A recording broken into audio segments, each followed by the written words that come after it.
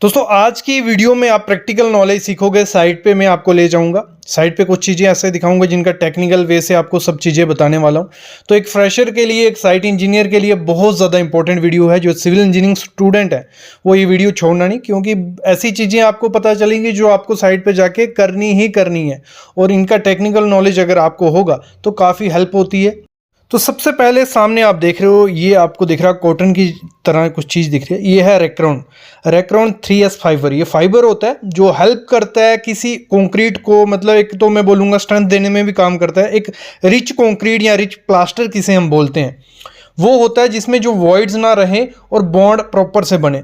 तो ये जो रेक्रॉन होता है, अगर आप अपने प्लास्टर में डालते हो, जहाँ अपने कंक्रीट में डालते हो, तो जो श्रिंकेज क्रैक्स होते हैं, मतलब स्लैब में क्रैक्स आ जाते हैं हमारी, या प्लास्टर में छोटे छोटे क्रैक्स आ जाते हैं, वो काफ़ी हद तक मैं बोलूँगा क्रैक्स दिखना काफ़ी बंद हो जाते हैं। प्लास्टर में तो क्रैक्स नहीं दिखते। मैं बताता हूँ कितनी क्वांटिटी में आपको डालना चाहिए, तो ये प्रॉपर से परफॉर्म करते हैं। और ये आपको इजीली मिल जाएगा, इंडिया मार्ट पे मिल जाएगा, अमेजोन पे मिल जाएगा, और आपके एरिया में पता करोगे फाइबर आपको मिल जाएगा। देखो कंक्रीट में देखो दो किस्म का ये फाइबर रहता है, 12 mm वाला आता है, 6 mm वाला आता है। तो 12 mm का जो रेक्रॉन रहता है आपको उसमें डालना है कंक्रीट में, वो 900 ग्राम डालना होता है 1 क्यूबिक मीटर में। 1 m³ में 900 ग्राम। और प्लास्टर में आपको डालना होता है 125 ग्राम बैग के हिसाब से, मतलब एक बैग सीमेंट यूज करोगे तो 125 ग्राम उसमें आपको ये डालना होता है। और ये प्रॉपर परफॉर्म करता है, ना क्रैक्स आएंगे ना कुछ आएगा। देखो इसको करना कैसे है, मैनुअल मिक्सिंग कर सकते हो आप। आपको बकेट लेनी है, पानी लेना है, और उसमें 125 ग्राम ये डाल देना है, उसको मिक्स कर लेना है। फिर आप उसके प्लास्टर में मिक्स कर लो। जब कंक्रीट में जब आपका जो मिक्सर है उसमें डाल दो, 2-3 लीटर पानी में एक बैग को मिक्स करो और उसमें डाल दो। तो इस तरीके से मिक्स करके आप इसको यूज़ करो। आपके दीवारों में भी क्रैक नहीं आएंगे, प्लास्टर में ना आपकी छत में क्रैक आएंगे। तो ये बहुत अच्छी चीज़ है, ये आपको पता होनी चाहिए। कई साइट्स पे ये मिलती है, कई साइट पे यूज़ नहीं होती है, लेकिन आपको आइडिया होना चाहिए। इंटरव्यू में पूछ लेते हैं कि 1 m³ कंक्रीट में हमें कितना रेक्रॉन फाइबर डालना चाहिए या प्लास्टर में कितना डालना चाहिए, तो ये इससे आपको क्लियर हो गया। फिर आपको करना क्या है, जब भी फुटिंग की कास्टिंग हो तो आपको जो कवर ब्लॉक है 75 mm का कवर ब्लॉक यूज करना ही करना है। ये सामने आप देख रहे हो कंक्रीट का कवर ब्लॉक है, और M30 ग्रेड से कम का कवर ब्लॉक आपको यूज नहीं करना है। जहां तो PVC का कवर ब्लॉक यूज करो, वो भी अच्छे से परफॉर्म करते हैं। यहां आप सामने देख रहे हो क्या है, यहां दिखा रहा हूं मैं आपको जो कॉलम जब आपको खड़ा करना है, जो इसके L रहते हैं, ये देखो ये सामने जो L है ये 300 mm मिनिमम, कम से कम 300 mm या 1 फुट रखना है, और चारों कोने तक ये निकलने चाहिए। एक तरफ मत कर देना तो कॉलम फेलियर के चांसेस बढ़ जाते हैं। तो इस अच्छे तरीके से कॉलम कैसे बांधना है वो आगे मैं बताता हूं। कैसे कैसे एक क्वालिटी वर्क क्या होता है वो मैं आगे आपको बताने वाला हूं। और इसी में मैं ऐड करूंगा, देखो जब हमारा कॉलम की कास्टिंग हो जाती है तो सबसे इंपॉर्टेंट वर्क तभी आता है। पहले हो गया, आपने प्रॉपर से कंक्रीट डाल दिया, वाइब्रेटर चला दिया, लेकिन जब आपका कॉलम खुलता है तो उसके बाद आपको क्या क्या करना होता है। ये एक घर में जो नॉर्मल कंस्ट्रक्शन करते हैं उसमें भी ध्यान देना है। और जब आप क्या कर रहे हो, एक साइट इंजीनियर हो, तो आप साइट पे हो तो अच्छे से कॉलम तभी बन पाएगा, जो मतलब उसकी स्ट्रेंथ वो तभी गेन कर पाएगा जब आप ये 6 से 7 चीजें फॉलो करोगी। तो वो आपको जरूर फॉलो करनी है। तो कॉलम की शटरिंग खोल सकते हैं हम 17 से 24 घंटे के अंदर। तो उसकी शटरिंग खुलने के बाद सबसे पहला काम आपको क्या करना है, तो जैसे ही आपकी कॉलम की शटरिंग खुले तो उसका पहला काम होना चाहिए आपका, उसका एक बार उसमें क्यूरिंग हो जाने चाहिए विदिन 5 to 10 मिनट, क्योंकि उसका हाइड्रेशन प्रोसेस चल रहा होता है, उसी दौरान उसको पानी की नीड होती है। और तुरंत जैसे ही कॉलम की शटरिंग खुले उसके बाद आपको एक बार पानी का शॉवर कर ही देना है। ये हो गया हमारा पहला काम, कि हमारा क्या करना है, पानी का छिड़काव कर देना है जैसे ही हमारी शटरिंग खुलेगी। और जो दूसरा काम रहता है हमारा जैसे ही शटरिंग खुलेगी, वो है देखना कि जो आपकी कंक्रीटिंग हुई है वो प्रॉपर वे से हुई है कि नहीं। क्योंकि हमें कैसे पता चलेगा अगर जो हमारा कंक्रीटिंग का हुआ है पहले दिन का, उसमें क्या है, अगर अच्छे से वाइब्रेटर नहीं किया हुआ है तो आपको ऐसा सामने जैसे मैं देख रहा हूँ एक कॉलम है, इसमें हनी कॉम्ब जैसा हो गया, मतलब कोई फिनिशिंग नहीं आई है। तो ऐसा तो नहीं है कि आपका जो कॉलम खुलने के बाद, शटरिंग खुलने के बाद उसमें हनी कॉम्ब दिख रहा है अगर, तो उसको क्या करना है, आपको प्रॉपर वे से पानी मार के उसको रफ सरफेस करके अच्छे से फिनिशिंग कर देना है जैसा आपको कहा गया है। मतलब ऐसे तो बहुत प्रोसीजर रहते हैं, इस पे वीडियो भी है, आप जाके प्लेलिस्ट में देख सकते हो कि हनी कॉम्ब को प्रॉपर वे से कैसे हम फिनिश करते हैं। बाकी GP2 या सिंपल आप सीमेंट सैंड मोटार बना के भी अच्छे से उसको फिनिश कर सकते हो। ये हो गया दूसरा काम। जब भी आपका कॉलम खुले ये दो चीज़ें आपको कर देनी है, पानी मार देना है, उसके बाद जो भी हनीकॉम्ब वगैरह हो उसको अच्छे से फिनिश कर देना है। जो तीसरा काम रहता है, जैसे कॉलम खुलेगा आपका, उस पर लिखनी है आपको डेट कास्टिंग की। क्यों लिखनी होती है वो मैं आपको बताता हूँ। कास्टिंग डेट जो भी आपको जितनी तारीख को आपका कॉलम कास्ट हुआ है उसकी आपको डेट डाल देनी है। इससे क्या होगा, एक तो मतलब एक रिकॉर्ड रहता है कि इस तारीख को हमारा कॉलम कास्ट हुआ। दूसरा तो इससे आप आइडिया लगा सकते हो कि इतने दिन क्यूरिंग करनी है, मतलब 7 दिन का हमारा मिनिमम क्यूरिंग पीरियड रहता है। तो आप इससे आइडिया लगा सकते हो, जैसे 14 दिन है तो 14 तारीख है तो इसके 7 दिन तक आपको इसकी क्यूरिंग करनी है। इससे आप अंदाज़ा लगा सकते हो। ये हो गया तीसरा काम। चौथा काम रहता है, जैसे आपका मतलब डेट वगैरह हो गए, थोड़ा बहुत क्यूरिंग हो गया उसका, उस पे जो हनीकॉम्ब था वो निकाल दिया, फिर आपको क्या करना है, हेजन क्लॉथ लगा देना है, बट वेट हेजन उस पे लपेट देने हैं। इससे क्या होगा, उसकी प्रॉपर क्यूरिंग होती रहेगी। मतलब आपको ये नहीं है कि थोड़ी थोड़ी देर में उसमें पानी छिड़काव करना पड़ेगा। इससे क्या होगा, आपने अगर उस पर अच्छे से वेट हेजन लगाया है तो क्या होगा, पानी एक बार करोगे तो उसके 15-20 मिनट तक आपको पानी उस पर करने की ज़रूरत नहीं होती है। लेकिन जब भी आप ये क्लॉथ लगाओ उसमें एक चीज़ देखनी है कि ये क्लॉथ किस चीज़ के हैं। जो भी अगर सिंपल क्लॉथ यूज़ किए गए हैं, इसमें जो कुछ मटेरियल ऐसा था जो कंक्रीट को इफेक्ट नहीं करे तो ये चलता है। ऐसे भी काफ़ी क्लॉथ्स आते हैं जिसमें केमिकल वगैरह हो गया या कुछ भी क्लोरीन वगैरह हो गया, तो वो क्या करते हैं, इफ़ेक्ट कर सकते हैं आपकी कंक्रीट को। एक तो उसका जो फेस होगा कंक्रीट का तब ताज़ा होगा तो वो अब्जॉर्व करने की शक्ति ज़्यादा होती है। तो इस दौरान अगर आप कुछ ऐसा क्लॉथ लगा दोगे उसमें जिसमें केमिकल वगैरह हो तो वो डिटोराइड कर सकता है केमिकल कंक्रीट फेस को। और जो लास्ट चीज़, मतलब ये सब हो गया तो उसके बाद रहता है हमारा इस पर हैकिंग करना, टाचा बोल लो, जो हमारा कॉलम का फेस है उसको रफ़ करने। क्यों करते हैं रफ़, ये करते हैं हम प्लास्टर, क्योंकि अगर बाद में प्लास्टर आने वाला है कॉलम पे या कुछ पुट्टी वगैरह आने वाली है तो अगर प्लेन सरफेस होगा तो वो अच्छे से बॉन्ड नहीं बना पाएगा उसके साथ, कॉलम के साथ। तो इसलिए हम क्या करते हैं, हाकिंग करते हैं।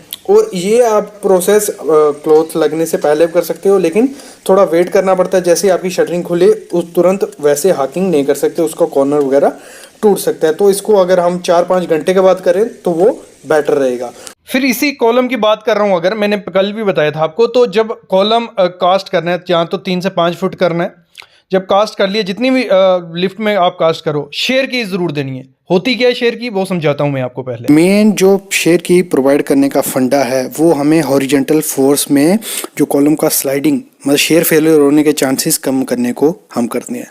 अगर इसको मैं सिंपल लैंग्वेज में बोलूँ, अगर इन फ्यूचर अभी कभी अर्थक्वेक आया जहाँ कुछ ज़्यादा तेज़ी से हवा चली तो हॉरिजॉन्टल फोर्सेस लगेंगे पूरे कॉलम पे, तो वो जहाँ से उसका जॉइंट होगा, कंस्ट्रक्शन जॉइंट, वहाँ से फेलियर होने के चांसेस बहुत ज़्यादा हो जाते हैं। इसलिए हम क्या करते हैं, वहाँ पे शेयर की प्रोवाइड करते हैं। शेयर की होती क्या है, सामने आप देख रहे हो हमारा कॉलम है, उसमें होल किया हुआ है, मतलब बॉक्स टाइप आपको उसमें करना है। ये जो किया गया है ये रॉन्ग प्रैक्टिस है। इसको वेटर वे से करने में आपको क्या करना है, 50 mm डीप होना चाहिए और 150 का आपका एरिया होना चाहिए होल का, मतलब आप रेक्टेंगल शेप में उसको बनाना है।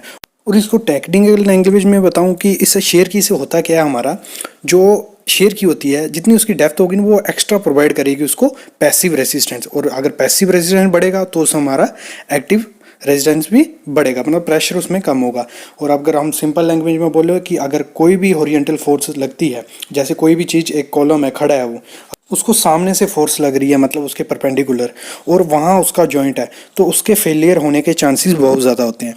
तो इसलिए जहाँ भी कॉलम का आपका कंस्ट्रक्शन जॉइंट आता है वहाँ आपको शेयर की प्रोवाइड करनी ही करनी है।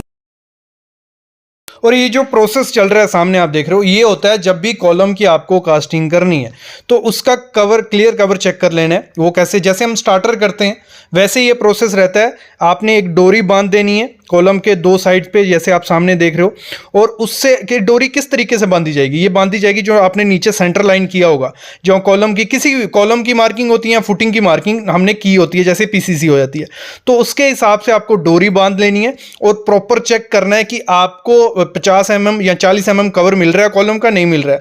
अगर नहीं मिल रहा हो यहाँ से ठीक हो जाता है, नहीं तो ऊपर जाके क्या करना पड़ता है, जॉगल, और जॉगल खराब चीज़ है, प्रॉपर और लोड ट्रांसफर नहीं करता, फेलियर के चांसेस बढ़ जाते हैं। फुटिंग में कुछ चीज़ें जो आपको मस्ट करनी है, सामने आप फुटिंग देख रहे हो, ठीक है, और इसमें नीचे आपको सरिया दिख रहा होगा, ये प्रॉपर फुटिंग है। आपकी घर की फुटिंग में कहूँगा मस्ट ऐसी होनी चाहिए। देखो पूरी स्क्वायर शेप की फुटिंग है, ये नहीं बोल रहा कि स्क्वायर शेप की होनी चाहिए, लेकिन जो इसका स्टील बाइंडिंग है वो किस तरीके से है, जो इसका एल है, दोनों ऊपर टॉप जाली का और बॉटम जाली का एल प्रॉपर एक दूसरे से मिला हुआ है। और जो हमारा आईएस कोड है स्टैंडर्ड में यही कहता है कि आपका जो एल होना चाहिए एक दूसरे के ऊपर लैप होना चाहिए। समझ रहे हो एल क्या है, ऊपर का सरिया और नीचे का एल। दूसरा, नीचे आप कवर ब्लॉक देख रहे हो, हर एक फुटिंग में मिनिमम 6-7 कवर ब्लॉक होना चाहिए। और यहां देख रहे हो ये है क्वालिटी वर्क, ये एलएनटी की साइट्स थी, वहां पे हम देख रहे हैं कि काम किस तरीके से किया जाता है। बाकी अगली चीज क्या है, जो इसका एल रहता है, ये बहुत इंपॉर्टेंट चीज है। ये जो मेरी फिंगर के टिप के सामने था, ये चारों कोने पे निकला हुआ है। देखो इसका एल पहले तो चारों कोने पे है, और जो बीच का सरिया है वो इस साइड निकला हुआ है। ये प्रॉपर तरीका होता है। अगर आप ये जो इसको हम बोलते हैं डेवलपमेंट लेंथ का बहुत इंपॉर्टेंट काम होता है। अगर कॉलम में आपने प्रॉपर डेवलपमेंट लेंथ प्रोवाइड नहीं की है, या मिनिमम हमें 300 mm ये एल प्रोवाइड करना होता है, अगर ये आपने प्रोवाइड नहीं किया, जब फ्यूचर में उस पर लोड आएगा कॉलम पे, तो ये सबसे जल्दी फेलियर यहां से होगा। और एक चीज और ध्यान देनी होती है, जब ये एल प्रोवाइड किया जा रहा होता है, एक साइट इंजीनियर की, जहां जो स्टील डिटेलर एग्जीक्यूशन इंजीनियर की रिस्पॉन्सिबिलिटी होती है कि इसको जब बेंडिंग किया जा रहा है वो प्रॉपर मैंड्रिल के साथ बेंड होना चाहिए। मतलब 8D मैंड्रिल यूज होना चाहिए। 8D क्या हो गया, अगर ये 16 mm का बार है, 8 × 16 mm का बार होना चाहिए। देखो मैं इसको थोड़ा और तरीके से आपको दिखाता हूं। देखो सामने देखो, ये जो कॉलम का नीचे वाला सिरा है, तो इसके जो एल है ना वो प्रॉपर बेंड किए हुए हैं। और काफी लोगों के क्वेश्चन होंगे, सर ये कॉलम किस तरह का है, मतलब नीचे से तो प्रॉपर कोई 1.5 फीट का दिख रहा है मोटा, आगे आप देख रहे हो थोड़ा पतला हो गया है। तो ये क्या किया है, ये शेप के हिसाब से कॉलम को डिजाइन किया गया। ये मतलब जो ऊपर वॉल है, वॉल में ये कॉलम नहीं दिखना चाहिए। सिंगल स्टोरी है, लेकिन ये अर्थक्वेक जोन एरिया है, तो कॉलम जो बिल्डिंग को प्रॉपर पकड़ के रखे, इसीलिए इस तरीके से प्रोवाइड किया गया। और सामने आप जो उसमें स्टीरअप देख रहे हो, ये 12 लेग स्टीरअप इसमें प्रोवाइड किया जा रहा है। मतलब काफ़ी मतलब पजल्ड आप देख रहे होंगे, तो 12 रिंग इसमें जो लेग है वो प्रोवाइड किया जा रहा है। तो ये तरीका होता है प्रोवाइड करने का। अभी मैं आपको दिखाता हूँ जो बॉटम की जाली होती है, तो उस पे जो कॉलम, जब देखो इस तरीके से आपको बॉटम की जाली बांधनी होती है। जैसे हमारी बॉटम की जाली बंध जाती है, तो एक बार मैं इसके एल आपको दिखा देता हूँ। इस तरीके से आपको एल उसके ऊपर प्रॉपर से टाई करनी है, और कॉलम आप देख रहे हो इस तरह से प्रोवाइड किया जाता है। और साथ वाली फुटिंग का जो बॉक्स सेक्शन है, तो इस तरह के अगर कॉलम आप अपने घर में प्रोवाइड करने लगे ना, तो क्वालिटी से कोई कॉम्प्रोमाइज़ नहीं होगा। मैंने एक वीडियो लाई थी मिस्टेक वाली, उसमें देखना कि जो लोग क्या करते हैं, जो एल होते हैं बॉटम जाली के, वो एक तरफ कर देते हैं, जहां मतलब आगे पीछे, ऐसा नहीं होना चाहिए। चारों कोने पे जो बीच वाले वो बीच में रहेंगे, तो प्रॉपर तरीका उसे हम कहते हैं प्रोवाइड करने का। और अगली चीज आपको क्या करनी होती है, जब भी हैवी कॉलम हो, ये साथ में आप सपोर्ट्स देख रहे हो, वर्टिकल इंक्लाइंड हर जगह से सपोर्ट देनी है, क्योंकि जब कंक्रीट डाला जाता है तो वो अपनी पोजीशन से हिले नहीं, क्योंकि अगर पोजीशन से हिल गया कंक्रीट डालते टाइम, जहाँ तो गिरे नहीं, अगर पोजीशन से हिल गया तो उसमें जब लेआउट किया जाएगा ऊपर स्टार्टर के लिए, तो आधे सरिये बाहर होंगे। फिर क्या करते हैं लोग, फिर करते हैं जॉगल, और जॉगल बहुत खराब चीज़ है। और अगली चीज़ मैं आपको दिखाऊंगा, जब भी आप कॉलम प्रोवाइड करो, फुटिंग से 1 मीटर तक नीचे से, यहाँ नीचे से ऊपर तक, जो आप एल देख रहे हो कितना सही है। मैं मेन वीडियो आज हमारी एल की है, देखो प्रॉपर से प्रोवाइड किया। मैं बता रहा था कि 1 मीटर तक आपको क्या करना है, जो आपका स्टीरअप होगा उसकी स्पेसिंग प्रॉपर 100 mm रखनी है। सामने देख रहे हो पूरी स्टीरअप की स्पेसिंग 100 mm से कम नहीं होगी, तो ज़्यादा नहीं होगी, सॉरी, तो ज़्यादा नहीं रखनी है 1 मीटर तक, क्योंकि सबसे फेलियर के चांसेस कॉलम के जो होते हैं वो बॉटम से होते हैं। तो प्रॉपर आपको सरिया उसमें प्रोवाइड करना ही करना है। ये सामने आप देख रहे हो पूरा, ये इधर से इनको ये जॉगल मारा हुआ है, जॉगल भी प्रॉपर से किया जाता है। ये चीज़ होगी। अगली चीज़ आपको दिखाता हूँ मैं, जो इसका मतलब चेयर है, फिर आती मोस्ट इंपॉर्टेंट चीज़, क्योंकि बॉटम जाली डल गई, कॉलम खड़ा हो गया, अभी यहाँ हमें प्रोवाइड करनी होती है चेयर, और सामने आप देख रहे हो वहाँ चेयर प्रोवाइड की जा रही है। वो देखो पीछे जो लेबर लेके खड़ा है। चेयर क्या है? चेयर क्या हेल्प करती है? दोनों जो जाली हैं हमारी, दोनों जालियों को एक दूसरे से दूर रखती है, और जब कंक्रीट पड़ेगा वो दबेगी नहीं। तो जब टॉप जाली बंद गई, देखो टॉप जाली बंद गई, बीच में अब चेयर आपको दिख रही होगी, इसमें थोड़ा फोकस करता हूँ, तो सामने चेयर है, और चेयर का काम यही होता है दोनों जालियों को एक दूसरे से दूर रखना, जब कंक्रीटिंग हो तो उसमें कोई नहीं। और चेयर का क्या होना चाहिए? आपको जो चेयर है वो प्रॉपर डिस्ट्रीब्यूट करनी है, कि मतलब लगा लो ये फुटिंग हमारी है 1800 बाय 1200 की, तो इसमें हमने अप्रॉक्स 5 चेयर प्रोवाइड की है, और मिनिमम डाया जो चेयर का रहता है प्रोवाइड करने का, वो 12 mm से कम की चेयर आपको कभी प्रोवाइड नहीं करनी है। ये हमेशा ध्यान रखना, ये बहुत बड़ी चीज़ होती है। ये देखो फुटिंग नीचे, आप कई सोच रहे होंगे नीचे क्या है, ये पीसीसी की गई है नीचे, क्योंकि कुछ लेवल तक पहुंचने के लिए हम मोटी पीसीसी भी करते हैं। अभी एक क्वेश्चन और था कि सर स्टील को पहचानना कैसे? देखो ये स्टील को मेन चीज जो पहचाननी होती है आपको, इस पे देखो ब्रांड नेम, आईएस मार्क, फिर उसका ग्रेड, और सामने आपने लिखा होगा 76781, ये आईएस कोड है। मैं आगे इसका आपको दिखाता हूं, जो बार इस पे, अगर आपके स्टील पे ये प्रॉपर आईएस कोड ये नहीं है। और मेन चीज इस जिंदल स्टील पैंथर है, जिंदल का बहुत अच्छा, जिंदल पैंथर का स्टील बहुत अच्छा है। इस पे मेन चीज आप देख रहे हो जो रिब्स इसकी हैं, रिब्स बहुत अच्छे तरीके से प्रोवाइड की हैं, हॉरिजॉन्टल और वर्टिकल रिब्स। इन्हीं की हेल्प से क्या होता है, जो एंकरेज मिलती है कंक्रीट। और पहले क्या होता था, आज मैं एक कंस्ट्रक्शन साइट पे गया था, पुरानी ब्रिज देख रहा था, वहां पे प्लेन बार प्रोवाइड किए जाते थे, शायद वो 50 से 60 या 70 साल पुराना था, लेकिन ये रिब्स जब से कंस्ट्रक्शन हुई है तो इससे काफी रोल हुआ। जो मैं बात कर रहा था एक टैग की, तो ऐसा टैग रहता है जिसपे IS 1786, क्योंकि जो हमारा IS कोड होता है स्टील के लिए वो है 1786। अगर ये फॉलो अप लेयर है स्टील पे ये लगा है, इस पे मेंशन होगा उसका ब्रांड का नाम TMT 500, और भी काफ़ी चीज़ें इसमें मेंशन होती है। तो इसकी हेल्प से हमें पता चलता है स्टील अच्छा है यहाँ पूरा।